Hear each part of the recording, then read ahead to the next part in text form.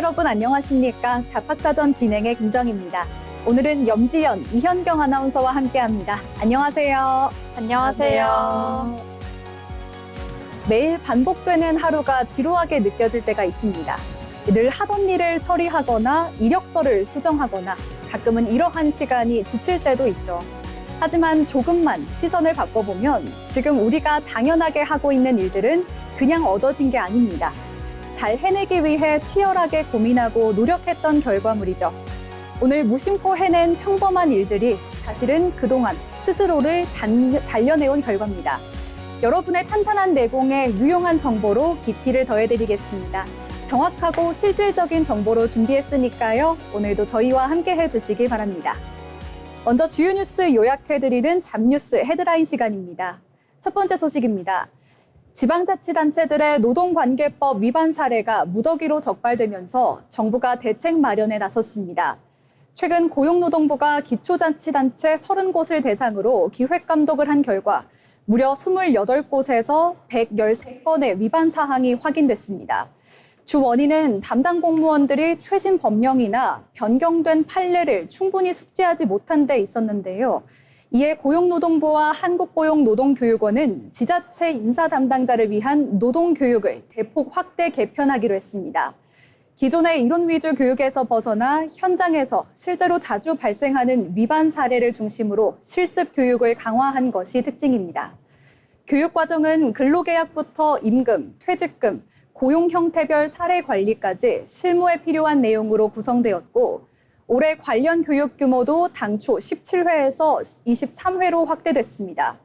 이번 교육 확대가 지자체의 인사노무 관리 역량을 높이고 비정규직 노동자들의 권익을 보호하는 실질적인 변화로 이어질 수 있을지 주목됩니다. 다음 뉴스입니다. 금융권 최대 규모의 채용 행사인 2026 금융권 공동채용 박람회가 다음 달 19일부터 이틀간 서울 동대문 디자인 플라자에서 개최됩니다.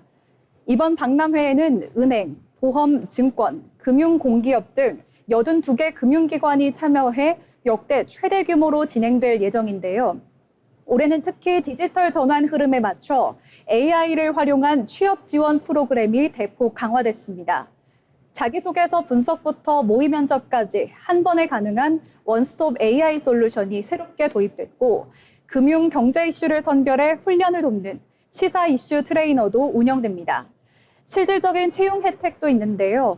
우수 면접자로 선발되면 향후 해당 금융기관 공채 지원 시 서류 전형이 1회 면제되는 특전이 주어집니다. 이 밖에도 합격 전략을 담은 금융권 직무백서와 현직자 직무 코칭, 필기 전형 대비를 위한 온라인 클래스 등 단계별 취업 지원 서비스가 제공됩니다. 현장 면접 신청은 오는 20일까지 박람회 홈페이지를 통해 가능하고요. 기타 프로그램에 대한 사전 신청은 다음 달 6일부터 진행됩니다. 다음 소식입니다. 보건복지부가 혁신형 제약기업 인증제도를 전면 개편했습니다. 앞으로는 인증심사에서 100점 만점에 65점 이상을 받아야 자격을 얻을 수 있는데요. 이번 개편의 핵심은 평가의 객관성과 투명성입니다. 기존에 복잡했던 심사 항목을 17개로 대폭 간소화하고 R&D 투자와 수출 규모 등 정량 지표 비중을 높였습니다. 또한 리베이트 심사 기준을 구체화하고 횡령이나 성범죄 등 임원의 중대 비위가 적발되면 즉시 인증 대상에서 제외하기로 했습니다. 아울러 필수 의약품 공급 등 사회적 책임 활동 항목을 새롭게 도입하고 외국계 기업에 대해서는 국내 연구, 생산시설 유치 성과에 가중치를 두는 등 맞춤형 평가도 시행합니다. 정부는 이번 제도 개편을 통해 제약업계의 공정한 경쟁 환경을 조성하겠다고 밝혔습니다. 지금까지 잡뉴스 헤드라인 전해드렸는데요. 이번에는 실제 작업 현장으로 가보겠습니다. 현장 속으로 염지연 아나운서가 전해드립니다. 전해주시죠. 네, 여러분은 스포츠 볼 때 가장 먼저 무엇에 집중하시나요? 선수들의 화려한 플레이일 수도 있고 마지막까지 손에 땀을 쥐게 하는 승부의 순간일 수도 있습니다. 그런데 만약 중계가 없다면 어떨까요? 누가 공을 잡았는지, 어떤 작전을 펼치고 있는지, 경기의 흐름은 어떻게 바뀌고 있는지 한눈에 이해하기 어려울 텐데요. 이처럼 경기의 긴장감과 감동을 시청자에게 가장 생생하게 전달하는 사람이 있습니다. 바로 스포츠캐스터입니다. 그저 경기를 읽어주는 사람이 아니라 현장의 분위기와 선수들의 이야기를 목소리로 전하는 사람인데요. 오늘 현장 속으로에서는 스포츠를 더욱 생생하게 만드는 직업, 스포츠캐스터에 대해 알아보겠습니다. 그렇다면 우리가 보는 스포츠 중계는 어떻게 만들어질까요? 중계는 경기 시작과 함께 이루어지는 것처럼 보이지만 사실 그보다 훨씬 이전부터 준비가 시작됩니다. 캐스터는 출전 선수들의 기록과 최근 경기력, 팀의 전술, 상대 전적 등 다양한 자료를 조사하며 경기의 흐름을 준비합니다. 또 경기장 시설과 진행 순서를 미리 확인하고 예상하지 못한 상황에도 대응할 수 있도록 다양한 정보를 준비하는데요. 이처럼 철저한 사전 준비가 있어야 경기의 중요한 순간마다 정확한 정보를 전달하고 시청자들이 더욱 몰입할 수 있는 중계를 만들어낼 수 있습니다. 이처럼 스포츠 중계에는 많은 준비가 필요한 만큼 스포츠 캐스터의 역할도 매우 중요합니다. 스포츠 캐스터는 경기 상황을 빠르고 정확하게 전달하는 것은 물론 선수들의 움직임과 경기의 흐름을 이해하기 쉽게 설명하는 역할을 합니다. 여기서 많은 분들이 스포츠 캐스터와 해설위원을 같은 직업으로 오해하시는 분들이 많으신데요. 사실 두 사람의 역할은 분명한 차이가 있습니다. 캐스터는 경기에서 일어나는 상황을 실시간으로 전달하며 중계의 흐름을 이어가는 진행자라면 해설위원은 선수 출신이나 종목 전문가로서 전술과 기술, 경기의 의미를 분석하고 설명하는 역할을 합니다. 예를 들어 축구 경기에서 캐스터가 손흥민 선수 슈팅, 골입니다 라고 상황을 전달한다면 해설위원은 상대 수비의 빈 공간을 아주 정확히 파고든 움직임이 결정적이었습니다. 처럼 득점이 나온 이유를 분석해주는 것이죠. 특히 경기 중에는 예상하지 못한 변수가 끊임없이 발생하기 때문에 순간적인 판단력과 순발력이 무엇보다 중요합니다. 득점 장면이나 경기 흐름이 바뀌는 순간에는 현장의 긴장감을 생생하게 전달해야 하고 경기 진행이 잠시 멈추는 순간에는 준비한 정보를 활용해 자연스럽게 중계를 이어나갑니다. 또 해설위원과 호흡을 맞추며 시청자들이 경기를 더욱 쉽게 이해하도록 하는 것 역시 중요한 업무가 되겠습니다. 최근에는 스포츠를 즐기는 방식이 다양해지면서 스포츠 캐스터의 역할도 더욱 넓어지고 있습니다. 기존의 TV 중계뿐 아니라 유튜브와 OTT 플랫폼을 통한 스포츠 콘텐츠가 늘어나면서 경기 중계는 물론 하이라이트와 인터뷰, 현장 리포팅까지 활동 영역이 확대되고 있는데요. 또 실시간 데이터와 다양한 그래픽을 활용해 경기 정보를 보다 쉽고 재미있게 전달하는 능력도 중요해지고 있습니다. 이처럼 스포츠캐스터는 스포츠의 감동과 재미를 시청자에게 효과적으로 전달하는 스포츠 콘텐츠 전문가로 자리 잡고 있습니다. 그렇다면 스포츠캐스터가 되기 위해 어떤 역량이 필요할까요? 무엇보다 중요한 것은 정확한 발음과 전달력입니다. 빠르게 변하는 경기 상황에서도 핵심 내용을 명확하게 전달해야 하기 때문인데요. 여기에 다양한 종목에 대한 이해와 꾸준한 자료 조사 능력, 그리고 예상하지 못한 상황에서도 침착하게 대응할 수 있는 순발력 역시 필수적인 자질입니다. 최근에는 방송 경험을 쌓기 위해 대학 스포츠 중계나 인터넷 스포츠 채널에서 실무를 경험하거나 아나운싱과 발성 교육을 통해 전문성을 키우는 경우도 많습니다.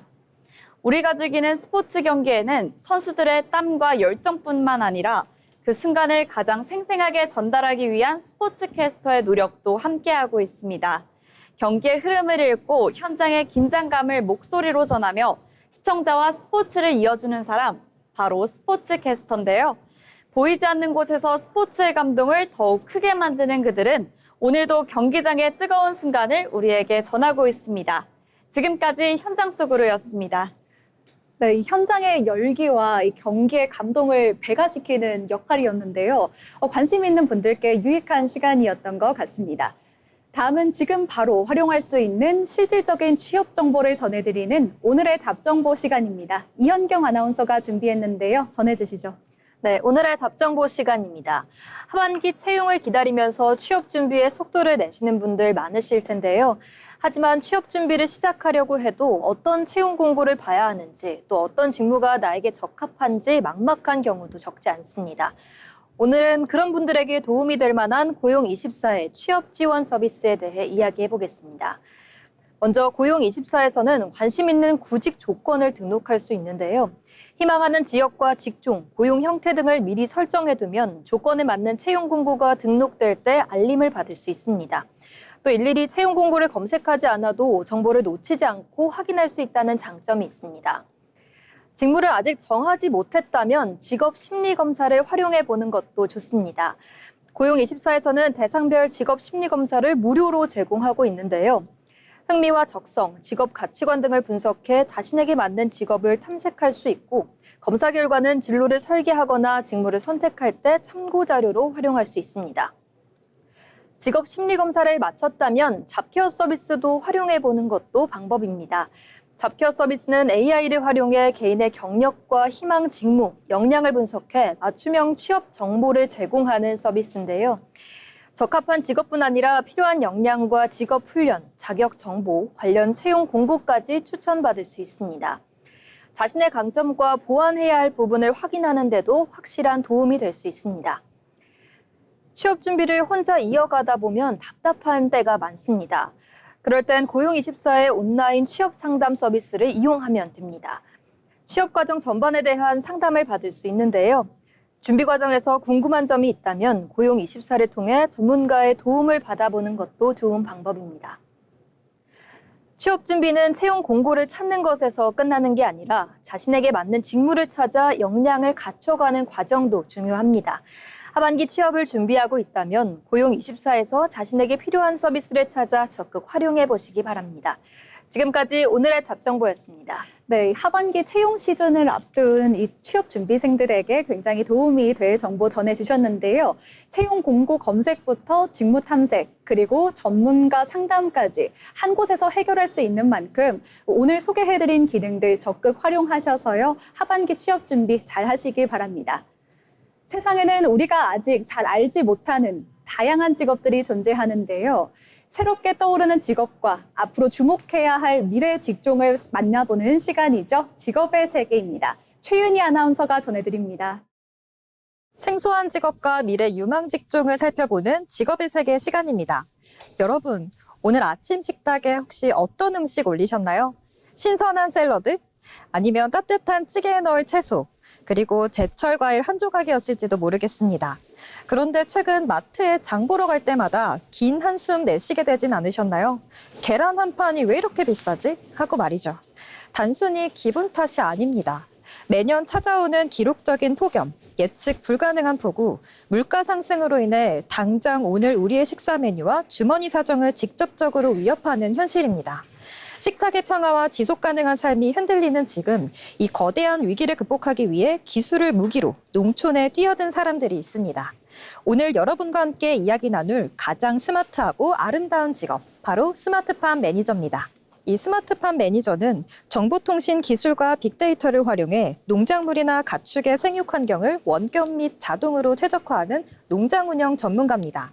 전통적인 농업을 생각하면 가장 먼저 어떤 단어가 떠오르시나요? 아마도 천수답이라는 말처럼 하늘만 바라보며 날씨가 좋기를 기도하는 농부의 고단한 뒷모습일 겁니다. 날씨가 조금만 가물어도 작물이 타들어가고 장마가 길어지면 1년 농사를 하루아침에 망치기 일쑤였죠. 하지만 기술의 진화는 이 당연했던 공식을 완전히 뒤흔들어 놓았습니다. 그 해답이 바로 스마트팜인데요. 스마트팜은 사물 인터넷, 즉 IoT 기술을 기반으로 비닐하우스나 유리온실 내부에 수많은 컴퓨터와 정밀 센서를 설치한 지능형 농장입니다. 이 공간 안에서는 바깥 날씨가 영하 20도까지 떨어지는 한겨울이든 영상 40도에 육박하는 한여름이든 아무런 상관이 없습니다.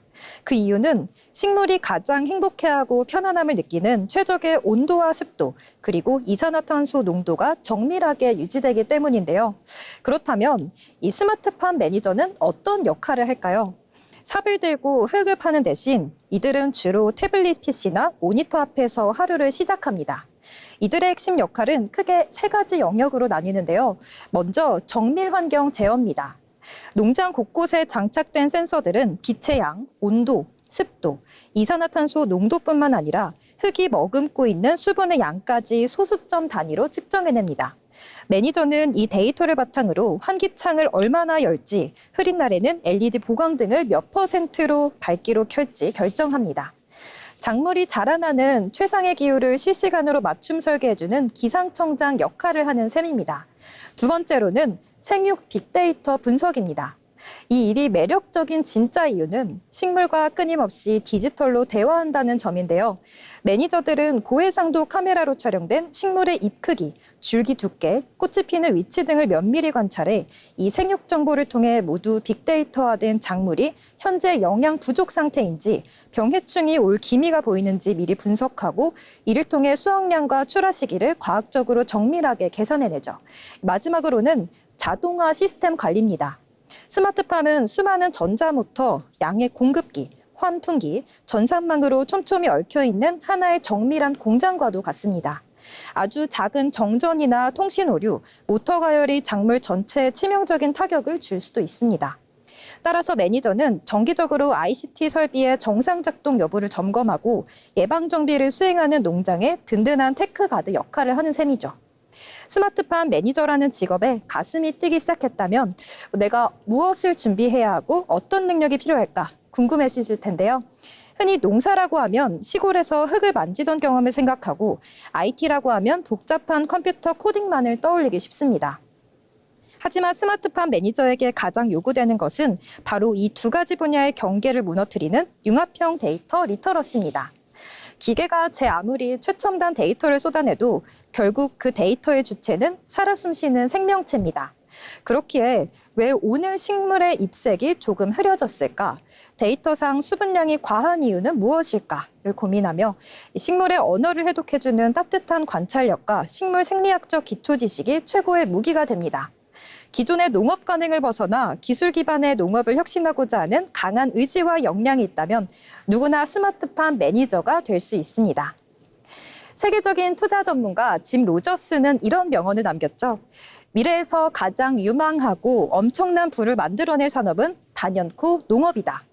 모두가 컴퓨터와 주식시장으로 달려갈 때 젊은이들은 농업대학으로 가야 한다. 기후위기와 먹거리 안보라는 냉혹한 현실 속에서 농업은 인류가 생존하는 한 결코 사라질 수 없는 절대적인 본질의 영업입니다. 여러분이 매일 만지던 스마트폰과 태블릿이 이제는 지구의 먹거리를 살려내는 마법의 지휘봉이 될 수 있습니다. 지금까지 직업의 세계였습니다. 우리 식탁의 안녕을 책임지는 데이터 전문가 스마트팜 매니저를 만나봤는데요. 미래 인류의 먹거리를 데이터로 설계하는 이들의 행보가 앞으로 우리 사회에 어떤 변화를 가져올지 기대됩니다. 그럼 계속해서 잡토크 시간인데요. 최근 많은 기업이 인재 채용과 평가에서 협업 능력을 1순위로 올리고 있습니다. 이러한 맥락으로 일을 잘한다는 기준도 개인 역량에서 조직적 기여와 시너지 창출이라는 방향으로 확대된 건데요. 하지만 성과와 관계 사이에서 이 균형을 잡는 건 쉽지 않습니다. 우리 조직이 필요로 하는 실력 있는 인재의 모습은 무엇일까요? 오늘 잡토크에서는 함께 일하고 싶은 동료 특징에 대해 이야기해보겠습니다. 먼저 지연 아나운서, 구체적으로 현장에서 이러한 변화가 좀 체감이 되고 있나요? 네, 요즘은 협업의 성격이 달라지고 있습니다. 가장 눈에 띄는 건 공개적 업무 프로세스인데요. 기획 단계부터 협업 툴을 사용해 실시간으로 작업 과정을 투명하게 올려두는 사람이 높은 평가를 받기도 합니다. 동료가 내가 어떤 상태인지 묻지 않아도 알 수 있게끔 업무의 맥락을 미리 공유하는 겁니다. 또 다른 건 전문성의 경제입니다. 요즘은 마케팅 담당자라도 데이터 분석 툴인 태블로를 다룰 줄 알거나 개발자와 소통하기 위해 API 구조를 이해하고 있는 분들도 많고 있는데요. 네, 말씀하신 것처럼 이 실력 있는 인재는 내 작업물을 투명하게 공유하는 능력과 서로의 전문 영역을 존중하며 이해하려는 태도가 실력의 척도가 된 것 같은데요. 그런데 여기서 고민되는 지점이 있습니다. 이렇게 업무 과정이 낱낱이 공개가 되고 서로의 영역까지 이해해야 하는 환경이다 보니 정작 본인의 업무에 집중할 수 있는 시간은 줄어든다는 문제가 있는 건데요. 현경 아나운서, 이 부분 어떻게 보시나요? 네, 맞습니다. 이른바 소통의 밀도에 대한 고민인데요. 협업이 중요하다고 해서 불필요하게 잦은 회의나 메신저 응대에만 매몰되다 보면 자신의 업무에 집중할 시간이 부족해집니다. 그래서 요즘 현명한 인재들은 효율적인 시간 관리를 특히 신경 쓴다고 합니다. 몰입이 필요한 시간에는 디버크 시간을 확보하고 대신 협업이 필요할 때는 확실하게 오픈된 태도로 동료들과 소통한다고 합니다. 네, 소통의 밀도 정말 중요한 포인트를 짚어주셨는데요. 얼마나 핵심을 꿰뚫고 있는지에 따라 업무의 질이 달라질 수밖에 없죠. 그만큼 효율적인 협업을 위해서 이 필요한 태도를 갖추는 게 중요할 텐데요.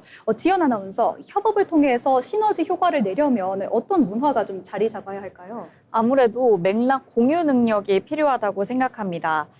협업이 필요해지는 가장 큰 이유는 상대방이 왜 저런 결론을 내렸는지, 지금 어떤 상황인지 알지 못해서 발생하는 정보 비대칭 때문이라고 생각하는데요.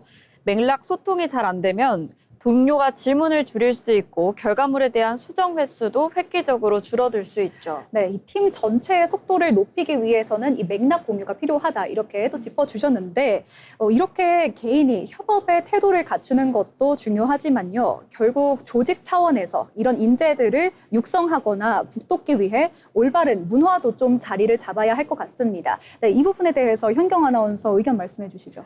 저는 인정의 기준을 재정립하는 것에서부터 시작해야 한다고 생각합니다. 이제는 문제를 함께 해결해 나가는 과정 그 자체도 인정해줄 필요가 있습니다.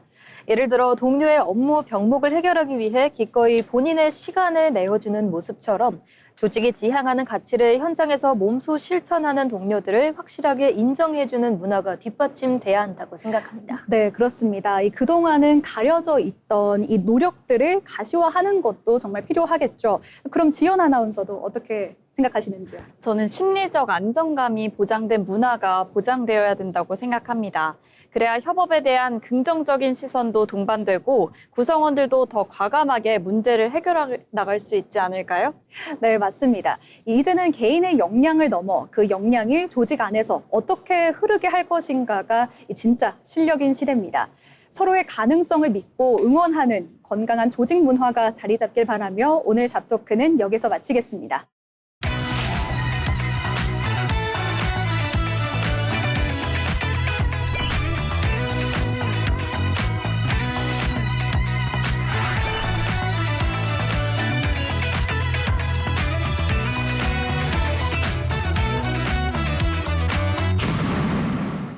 이렇게 빠르게 사회가 변화하고 있지만 그 와중에도 묵묵히 자신의 길을 걸어가는 사람들이 있습니다.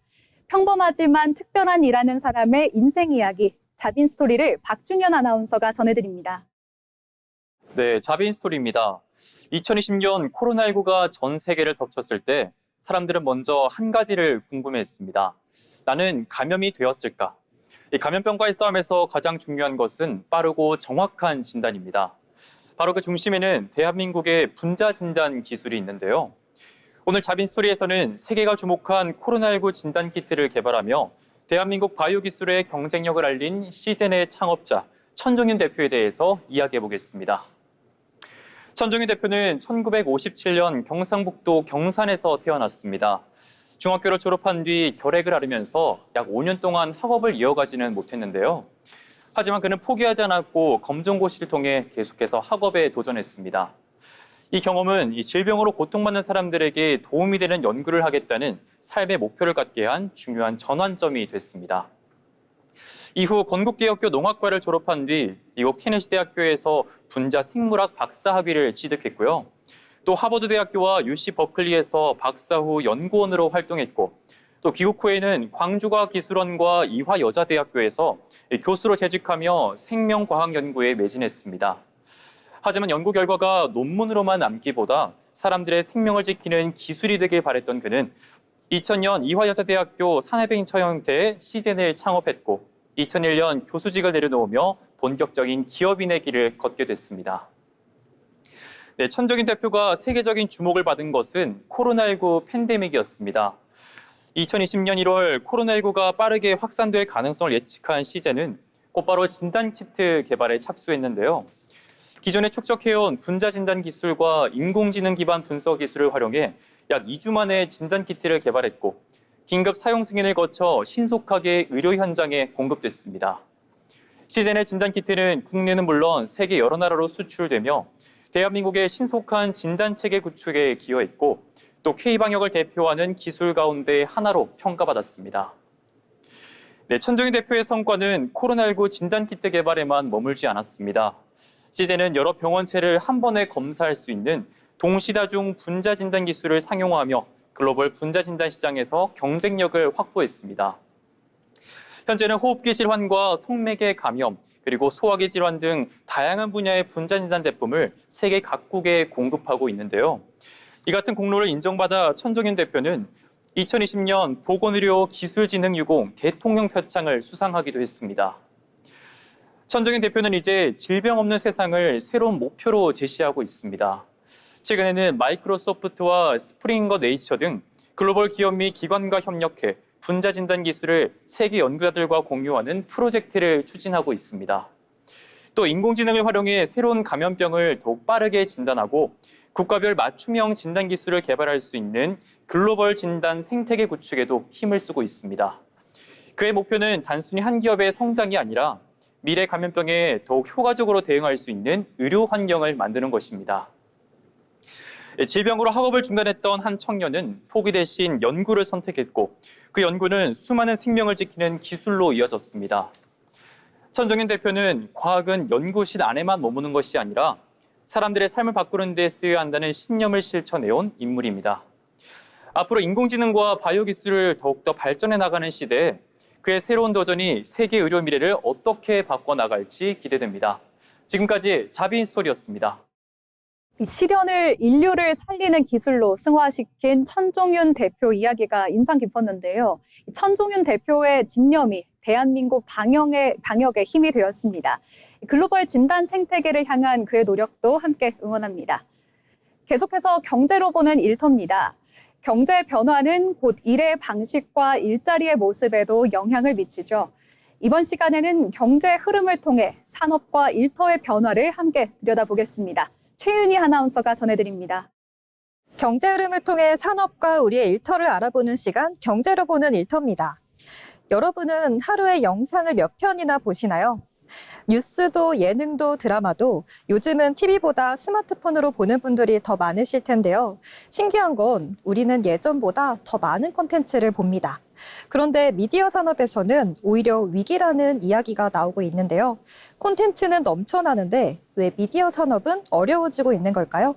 오늘 미디어 산업의 변화가 방송국의 일터와 일자리를 어떻게 바꾸고 있는지 함께 살펴보겠습니다. 과거에는 좋은 프로그램을 만들면 많은 시청자가 TV를 받고 광고 수익도 자연스럽게 늘어났습니다. 하지만 지금은 상황이 많이 달라졌는데요. 사람들이 TV보다 OTT와 유튜브, 숏폼 콘텐츠를 더 많이 이용하면서 광고 시장도 함께 이동하고 있기 때문입니다. 반면 콘텐츠 제작비는 계속 늘어나고 플랫폼 간 경쟁도 더욱 치열해지고 있습니다. 결국 지금의 미디어 산업은 무엇을 만드느냐보다 어디에서 어떻게 소비되느냐가 더 중요해진 시대를 맞이하고 있습니다. 이 변화는 방송국의 일하는 방식에도 그대로 이어지고 있습니다. 예전에는 하나의 프로그램을 TV로만 내보냈다면 지금은 방송과 유튜브, OTT, SNS까지 함께 고려해 콘텐츠를 제작합니다. 기자는 기사뿐 아니라 영상 콘텐츠도 만들고 PD는 긴 프로그램은 물론 짧은 숏폼 콘텐츠까지 기획하는데요. 최근에는 AI를 활용한 자막 제작과 영상 편집도 늘어나면서 제작 환경 역시 빠르게 디지털화되고 있습니다. 그래서 요즘 방송국은 TV 프로그램을 만드는 회사라기보다는 콘텐츠를 만드는 회사에 더 가까워지고 있습니다. 산업이 변하면서 새로운 직업도 생겨나고 있습니다. OTT 콘텐츠를 기획하는 콘텐츠 기획자, 유튜브 콘텐츠를 제작하는 디지털 프로듀서, 시청 데이터를 분석하는 데이터 분석가, AI를 활용해 제작을 지원하는 콘텐츠 기술 전문가까지 방송은 이제 앞으로 카메라 앞의 직업만으로는 완성되지 않습니다. 기획과 데이터, 그리고 IT 기술이 함께 만드는 산업으로 변화하고 있는데요. 흥미로운 점은 AI가 등장하면서 사람이 설 자리가 줄어드는 것이 아니라 사람이 해야 할 일이 달라지고 있다는 분석입니다. 전문가들은 앞으로도 미디어 산업의 디지털 전환은 더욱 빨라질 것으로 전망하고 있습니다. TV와 OTT, 유튜브의 경계는 점점 더 흐려지고 AI와 데이터를 활용한 콘텐츠 제작도 더욱 확대될 것으로 보이는데요. 결국 앞으로는 방송을 잘 만드는 사람보다 사람들이 끝까지 보고 싶은 콘텐츠를 만드는 사람이 경쟁력을 갖게 될 가능성이 큽니다. 플랫폼은 계속 바뀌겠지만 사람들의 관심을 끌고 공감을 이끌어내는 콘텐츠의 가치는 오히려 더 중요해질 전망입니다. 흔히 방송이 예전 같지 않다는 말을 하죠. 하지만 어쩌면 사라지고 있는 것은 방송이 아니라 방송을 소비하고 있는 방식일지도 모릅니다. 그래서 앞으로 미디어 산업의 경쟁력은 어떤 플랫폼을 갖고 있느냐보다 사람들의 시간을 기꺼이 쓰게 만드는 콘텐츠를 만들 수 있느냐에 달려 있습니다. 변화하는 미디어 산업 속에서 새로운 일터와 기회는 앞으로도 계속 만들어질 전망입니다. 지금까지 경제로 보는 일터였습니다. 네, 미디어 산업의 구조적인 변화 속에서 결국 변하지 않는 핵심은 사람의 마음을 움직이는 콘텐츠입니다. 플랫폼의 경계를 넘어 시청자와 깊이 공감하는 콘텐츠의 가치가 더욱 중요해질 텐데요. 변화의 흐름 속에서 새로운 기회를 모색해 보시길 바랍니다. 이번 시간은 데이터로 본 일터 잡이슈 시간입니다. 통계와 데이터를 통해 요즘 노동시장에서 나타나는 변화를 살펴보는 시간인데요. 먼저 지연 아나운서, 오늘은 어떤 이야기 나눠볼까요? 여러분, 어젯밤 몇 시간이나 주무셨나요? 잠은 줄여도 된다라는 말이 익숙했던 시대가 있었지만 최근에는 오히려 잠을 제대로 자는 것이 경쟁력이라는 이야기가 나오고 있습니다. 충분한 수면은 건강뿐 아니라 학업과 업무 효율, 정신 건강에도 큰 영향을 미치는데요. 그런데 우리나라는 세계적으로도 수면이 부족한 국가로 꼽히고 있습니다. 오늘은 데이터를 통해 한국인의 수면 부족이 우리 사회에 어떤 영향을 미치고 있는지 살펴보면 좋을 것 같은데요. 네, 요즘 주변에서도 잠이 부족해 이런 말을 참 많이 듣게 되는데요. 실제로 한국인들의 평균 수면 시간은 어떻게 되나요? 네, 실제로 슬립테크 기업 에이슬립이 내놓은 2026 대한민국 수면 리포트에 따르면 한국인은 평균 6시간 39분 동안 침대에 누워 있지만 침대에 누워 있는 시간 중 실제 수면 시간은 5시간 25분에 그쳤습니다. 침대에 누워있는 시간 중 1시간 이상을 잠들지 못하거나 중간에 깬 상태로 보낸다는 것이죠. 권장 수면 시간인 7시간에서 8시간과 비교하면 수면 시간이 크게 부족한 수준입니다. 잠이 부족하다는 사실도 문제지만 그로 인한 그 영향도 참 심각한 것 같은데요. 실제로 수면 부족이 건강이나 정신적인 부분에도 영향을 미칠까요? 네, 그렇습니다. 잠을 충분히 자지 못하면 단순히 피곤한 것에서 그치지 않습니다. 집중력과 기억력이 떨어질 뿐 아니라 실제로 스트레스와 우울감을 높이는 요인이 될 수 있는데요. 통계청 조사에서는 최근 국민들이 느끼는 수면장애 경험이 증가한 것으로 나타났고 잠을 제대로 자지 못하는 사람들은 평균적으로 매일 30분 이상 수면을 잃는 것으로 조사됐습니다. 전문가들은 수면 부족이 장기화될 경우 우울증과 불안장애, 심혈관 질환 위험까지 높일 수 있다고 설명했습니다. 네, 개인의 건강 문제를 넘어 사회 전체에도 영향을 미칠 것 같은데요. 기업이나 국가 생산성과도 관련이 있다는 분석이 있습니까? 네, 맞습니다. 충분한 수면은 개인의 컨디션뿐만 아니라 업무 효율과 생산성에도 직결됩니다. 잠이 부족하면 판단력과 집중력이 떨어져 업무 실수가 늘어나고 사고 위험도 높아질 수 있는데요. 전문가들은 수면 부족이 반복될수록 기업의 생산성 저하와 의료비 증가 등 사회적 비용도 만만치 않게 함께 커질 수 있다고 분석했습니다. 결국 수면은 개인의 생활 습관 문제가 아니라 일하는 방식과 사회 문화가 함께 만들어낸 구조적 문제라는 이야기도 나오고 있습니다. 오늘 데이터를 통해 살펴본 것처럼 잠은 단순히 하루를 마무리하는 시간이 아니라 건강과 정신건강 그리고 사회의 생산성을 지탱하는 중요한 자원이었습니다. 잠을 줄여야 성공한다는 인식보다 충분한 휴식이 더 나은 삶과 더 나은 효율을 만든다는 사회적 공감대가 필요한 시점인 것 같은데요. 잠이 부족한 사회에서 벗어나기 위한 변화는 개인의 노력뿐만 아니라 일과 삶의 균형을 만드는 문화에서부터 시작될 것입니다. 네, 잘 자는 것이 곧 경쟁력인 시대입니다. 열심히 보낸 하루 뒤 온전한 휴식이 반드시 필요하겠죠. 계속해서 현경 아나운서가 준비한 데이터도 살펴보겠습니다. 어떤 내용으로 이야기해 볼까요? 네, 오늘 데이터 로봇 일터에서는 하반기 채용 시장의 변화에 대해 알아보겠습니다. 최근 채용 플랫폼 분석에 따르면 올해는 지난해와 달리 하반기 채용 공고가 상반기보다 늘어날 것으로 전망됐는데요.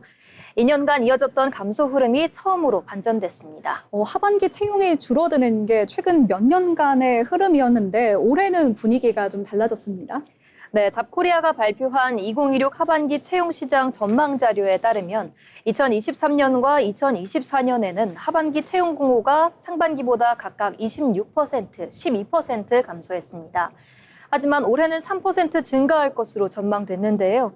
하반기 채용 규모가 상반기를 웃도는 것은 3년간 처음 나타난 변화입니다. 그렇다면 전체 채용 시장 분위기도 회복되고 있나요? 네, 그렇습니다. 올해 상반기 전체 채용 공고는 지난해 같은 기간보다 10% 증가했습니다. 여기에 지원 건수도 3분기 연속 높은 수준을 유지했는데요. 기업은 채용을 확대하고 구직자도 적극적으로 지원하면서 채용 시장 전반에 활기가 이어지는 모습입니다. 그렇다면 취업 경쟁이 조금은 완화됐다고 볼 수 있을까요?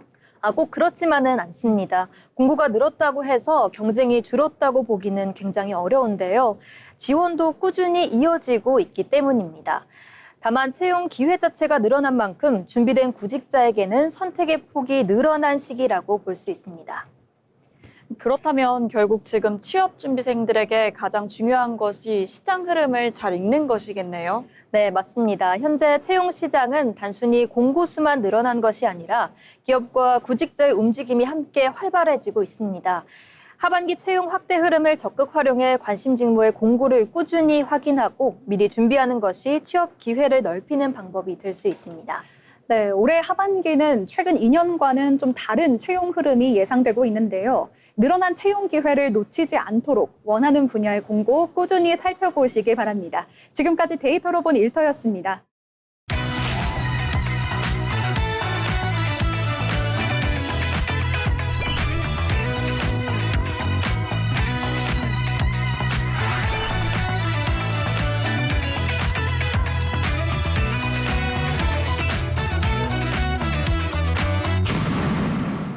취업을 준비할 때 중요한 것 중 하나는 바로 기업을 제대로 이해하는 것이죠. 이번에는 기업의 특징과 산업 트렌드를 살펴보는 시간입니다. 기업사전, 기업을 알고 잡자, 신민아 아나운서가 준비했습니다. 기업을 쉽고 재미있게 알아보는 시간, 기업사전입니다. 최근 올리브영이나 SNS를 보다 보면 퀴나 넘버즈인 같은 화장품 브랜드 한 번쯤 보셨을 텐데요. 특히 젊은 소비자들을 중심으로 입소문을 타면서 빠르게 성장한 브랜드입니다. 화장품에 관심이 있는 분들이라면 제품 이름은 익숙하지만 이 브랜드들이 모두 같은 회사에서 만들어졌다는 사실은 의외로 모르시는 분들 많으실 텐데요.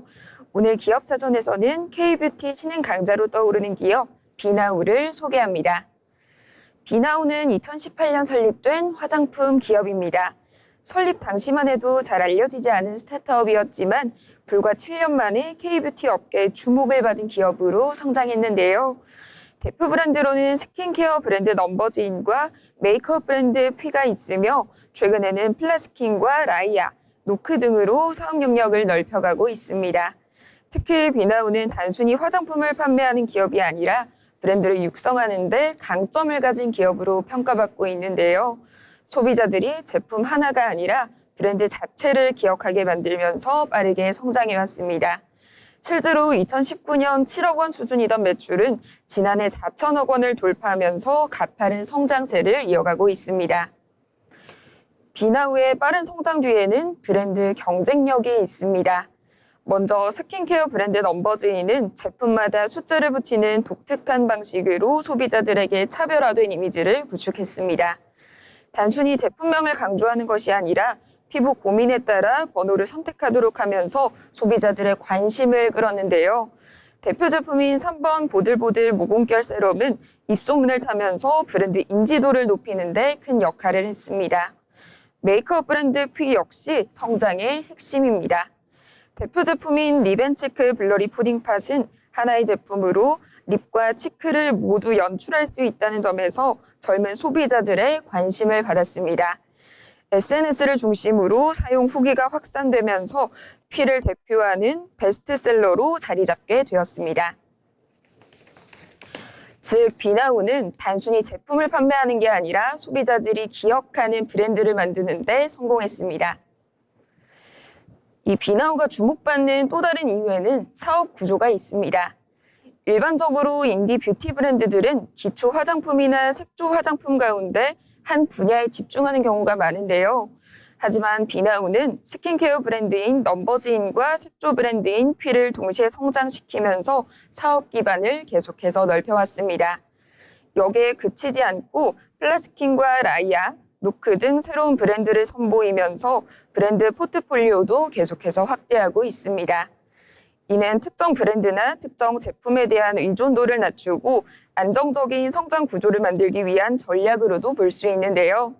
하나의 성공 브랜드에 머무르지 않고 새로운 브랜드를 지속적으로 육성하고 있다는 점이 비나우의 강점으로 꼽히고 있습니다. 비나우는 국내 시장을 넘어서 해외 시장에서도 성과를 내고 있습니다. 현재 일본과 미국, 중국 등 14개국에 진출해 있으며 해외 매출 비중도 꾸준하게 확대되고 있는데요. 특히 일본 시장에서 계속해서 좋은 반응을 얻고 있습니다. 최근 K뷰티에 대한 관심이 높아지면서 퓨와 넘버즈인 역시 현재 소비자들 사이에서 인지도를 높여가고 있습니다. 과거 K뷰티 기업들이 중국 시장에 집중했다면 최근에는 일본과 미국이 새로운 성장 무대로 떠오르고 있는데요. 비나우 역시 이러한 흐름에 맞춰서 글로벌 시장 공략에 속도를 내고 있습니다. 실제로 지난해에는 전체 매출의 절반 이상이 해외에 발생하면서 글로벌 브랜드로 성장할 가능성을 계속해서 보여주고 있습니다. 최근 비나우는 기업 공개, 즉 IPO도 추진하고 있습니다. IPO는 단순히 상장을 의미하는 게 아니라 기업의 성장성과 미래 가치를 시장에서 평가받는 과정인데요. 업계에서는 비나우의 기업 가치를 1조 원 수준으로 전망하고 있습니다. 2018년 설립된 스타트업이 불과 7년 만에 유니콘급 기업 후보로 평가받고 있는 셈입니다. 지난해 매출 4천억 원을 돌파한 비나우는 올해 매출 7천억 원 달성을 목표로 제시했는데요. 앞으로는 해외 시장 확대와 브랜드 경쟁력 유지가 또 한 번의 성장 여부를 결정할 중요한 과제가 될 것으로 보입니다. 넘버즈인과 퓨를 앞세워 빠르게 성장하고 있는 비나우. 스타트업으로 출발해서 K뷰티 신흥 강자로 성장하기까지 브랜드 경쟁력과 글로벌 시장 공략이라는 두 가지 전략이 큰 역할을 했는데요. 특히 기초 화장품과 색조 화장품을 동시에 성공시키면서 차별화된 성장 모델을 보여주고 있다는 점도 눈에 띕니다. 최근에는 IPO까지 추진하면서 새로운 도약을 준비하고 있는 만큼 앞으로의 성장 행보에도 관심이 쏠리고 있습니다. 과연 비나우가 K뷰티 시장에서 어떤 새로운 기록을 써내려갈지 지켜보도록 하겠습니다. 지금까지 기업사전이었습니다.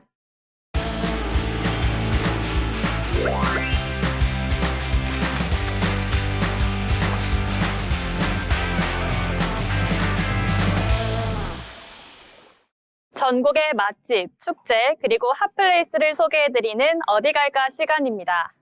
무더운 여름이 이어지는 요즘 시원한 바다와 함께 특별한 추억을 만들고 싶으신 분들이 여행지를 많이 찾으실 것 같은데요. 뜨거운 햇살 아래에서 신나게 놀고 맛있는 먹거리도 즐기며 여름을 제대로 만끽할 수 있는 곳이라면 더욱 좋겠죠. 오늘은 세계인이 함께 즐기는 대한민국 대표 여름축제와 아름다운 서해 풍경을 동시에 만날 수 있는 충청남도 보령으로 떠나보겠습니다. 오늘 소개해드릴 곳은 충청남도 보령에서 열리는 보령 머드축제입니다. 2026 보령 머드축제는 7월 24일부터 8월 9일까지 대천 해수욕장 일원에서 개최되는데요. 1998년 처음 시작된 보령 머드축제는 이제 대한민국을 대표하는 글로벌 여름축제로 자리 잡았습니다. 특히 보령의 천연 머드는 풍부한 미네랄을 함유하고 있어 피부 미용에도 도움이 되는 것으로 알려져 있는데요. 이러한 머드의 우수성을 널리 알리기 위해 해마다 수많은 국내외 관광객들이 찾는 세계적인 축제로 자리매김했습니다. 축제의 가장 큰 매력은 온몸으로 즐기는 다양한 머드 체험입니다. 거대한 머드풀에서 마음껏 뛰어놀고 머드 슬라이드와 머드 씨름, 머드 장애물 코스 등 남녀노소 누구나 함께 즐길 수 있는 프로그램이 마련되어 있는데요. 머드를 온몸에 바르며 더위를 식히고 친구, 가족과 함께 웃고 뛰노는 순간은 평소에는 쉽게 경험하기 어려운 특별한 추억을 선사합니다. 해가 지면 축제장은 더욱 화려하게 변신합니다. 다양한 공연과 음악, 야간 프로그램이 이어지며 여름밤의 열기를 한층 뜨겁게 달구는데요. 축제의 마지막을 장식하는 불꽃놀이까지 더해져 한여름밤의 낭만을 만끽할 수 있습니다. 보령을 찾았다면 축제와 함께 꼭 들러봐야 할 곳이 있습니다. 먼저 축제의 중심인 대천 해수욕장입니다. 약 3.5km에 이르는 넓은 백사장과 완만한 수심 덕분에 가족 단위 여행객들에게도 꾸준히 사랑받고 있는데요. 시원한 바닷바람을 맞으며 해변을 산책하거나 서해의 아름다운 일몰을 감상하는 것만으로도 특별한 힐링의 시간을 보낼 수 있습니다. 조금 더 특별한 경험을 원하신다면 대천해수욕장 스카이바이크도 추천드립니다. 바다를 따라 설치된 레일 위를 달리며 시원한 바다 풍경을 한눈에 감상할 수 있는 이색 체험인데요. 푸른 서해를 배경으로 달리는 색다른 경험 덕분에 연인들의 데이트 코스는 물론 가족 여행객들에게도 많은 사랑을 받고 있습니다. 여행에서 빠질 수 없는 즐거움, 바로 먹거리입니다. 보령에서는 싱싱한 조개구이와 꽃게, 바지락 칼국수 등 다양한 서해의 별미를 맛볼 수 있는데요. 해변에 따라 이어지는 음식점에서는 갓 잡아 올린 신선한 해산물을 즐길 수 있어 여행의 만족도를 더욱 올려줍니다. 축제를 즐긴 뒤 바다를 바라보며 맛있는 음식을 즐기는 시간은 보령 여행의 또 다른 매력이라고 할 수 있겠습니다. 이처럼 세계적인 여름 축제와 아름다운 바다, 그리고 풍성한 먹거리까지 모두 즐길 수 있는 충청남도 보령. 무더운 여름을 가장 시원하고 활기차게 보내고 싶으시다면 꼭 한번 방문해 볼 만한 여행지인데요. 올여름 가족, 친구, 연인과 함께 잊지 못할 추억을 만들고 싶으시다면 충남 보령으로 떠나보시는 건 어떨까요? 지금까지 어디 갈까였습니다. 다양한 체험 프로그램이 가득한 보령 머드축제, 보령에서 여름 만끽하셔도 좋을 것 같습니다. 계속해서 알아두면 도움이 되는 생활 정보를 전해드리는 시간 알쓸정입니다. 조희은 아나운서가 전해드립니다. 알아두면 쓸데있는 정보 알쓸정 시간입니다. 아니 여러분, 요즘 축구 얘기를 빼놓으면 또 섭섭하잖아요. 그런데 이번 월드컵을 보면서 혹시 이런 생각 해본 적 없으신가요? 왜 이번에는 미국, 캐나다, 멕시코 세 나라에서 월드컵이 개최되는 걸까? 원래 월드컵은 한 나라에서 개최되는 게 일반적입니다. 그런데 이번에는 개최국도, 참여국도, 경기 운영 방식도 모두 역대 최대 규모로 바뀌었다고 합니다.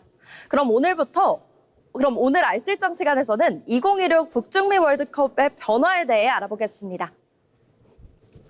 우선 가장 눈에 띄는 변화는 개최국입니다. 이번 월드컵은 미국과 캐나다, 멕시코가 함께 개최하는데요. 월드컵 역사상 처음으로 세 나라가 공동 개최하는 대회입니다.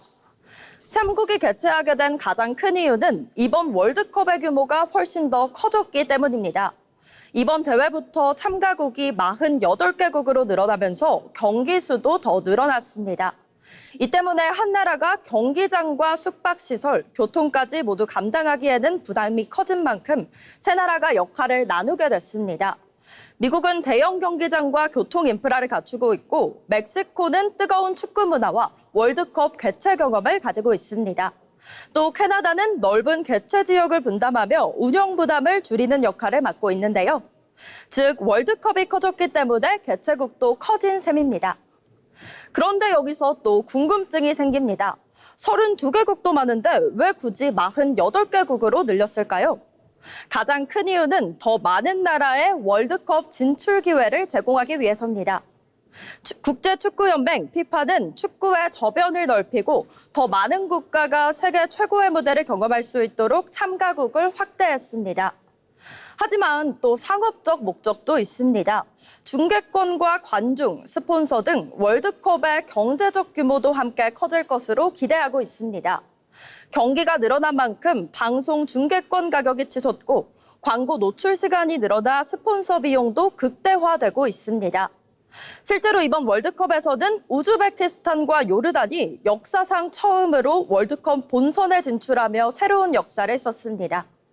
월드컵이 이제는 일부 강팀만의 무대가 아닌 더 많은 나라가 함께하는 세계인의 축제로 바뀌고 있습니다.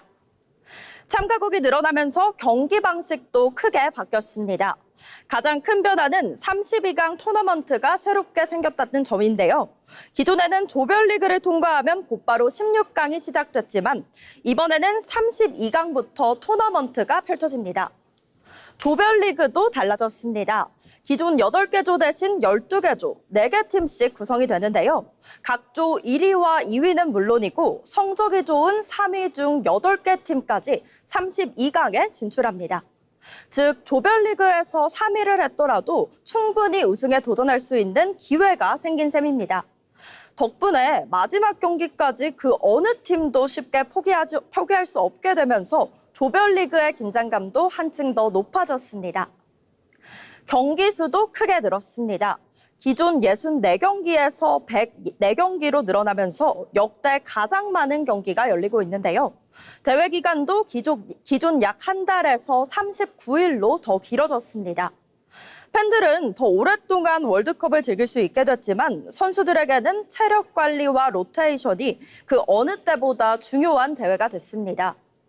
또 개최국이 세 나라인 만큼 이동거리와 시차를 고려한 경기 운영도 이번 월드컵의 새로운 볼거리 중 하나가 됐습니다. 이제 이번 월드컵에 어떻게 바뀌었는지 이해가 되셨나요? 참가국이 늘어나면서 개최 방식도, 경기 방식도 자연스럽게 함께 달라진 건데요.